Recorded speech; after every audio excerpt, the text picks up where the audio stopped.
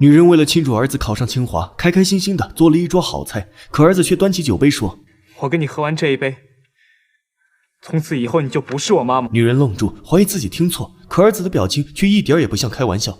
還沒等他反應過來，兒子又開口了，說出的每一個字就像利劍一樣，狠狠地扎在他的心上。我不要你給我學費，我有獎學金，我還可以去打工，我再不要你管。房子是爸爸留下來的，你搬出去，讓奶奶住。女人如遭雷擊，難以置信地瞪大雙眼，隨後又自嘲地笑了笑。緊接着，她抿起嘴唇，不讓自己哭出聲，故作堅強地望着兒子，想等一個解釋。可是兒子甚至都不想抬眼看她，女人的五臟六腑都在抽痛。她怎麼也想不到，自己含辛茹苦挑了10年扁擔養大的兒子，到頭來居然不認她這個母親。女人不知該如何面对，只好去找閨蜜求助。閨蜜也是當媽的人，被氣得直哆嗦，強烈要求她找律師和兒子鬥爭到底。可是母子一場，女人又怎會忍心和兒子對簿公堂？於是她約兒子来到樓頂，想好好談談。可刚看到兒子滿不在乎的表情，她頓時就失去了理智。马文昭，我生你養你，大半輩子都是为你活的，你有沒有良心啊？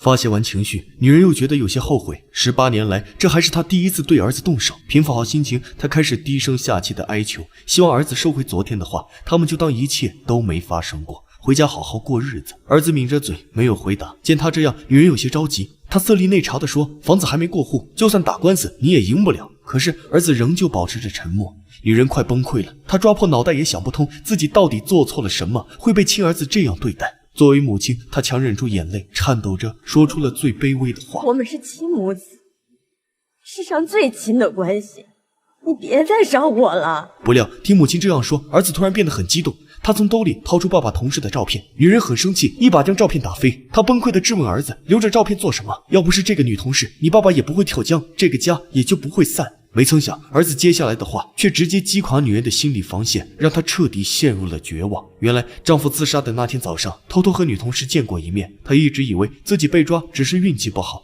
可同事早就發現了真相。那個報警的女人就是她相伴10年的妻子。丈夫的眼中滿是絕望，至親的傷害，再加上失業的打擊，讓她無法承受壓力，只好寫下遺書，選擇自我了斷。現在女人終於明白，這10年來兒子為何會如此討厭自己。她從沒想過丈夫會知道真相，也從未預料到今天這樣的結果。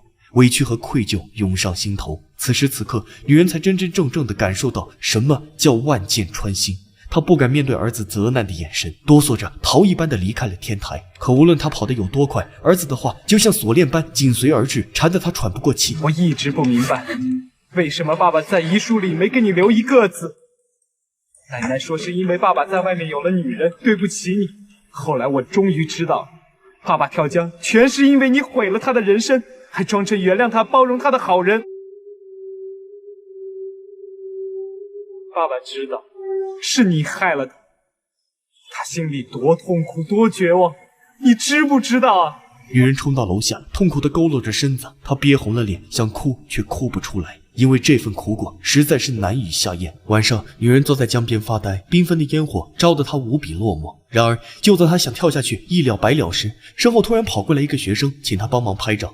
女人神情恍惚地舉起相機，摸索着按下快門，看着眼前這幫無憂無慮的學生，她突然想到自己的兒子好像從未有過如此快樂的時光。10年來，他和兒子說過最多的話，就是問作業寫完沒有。冰凍3尺，非一日之寒。或許真是自己曾經的刻薄，才導致了如今這樣的結果。想到這兒，女人有些釋懷了。在煙火絢爛的夜空下，她深吸一口氣，做出了自己的決定。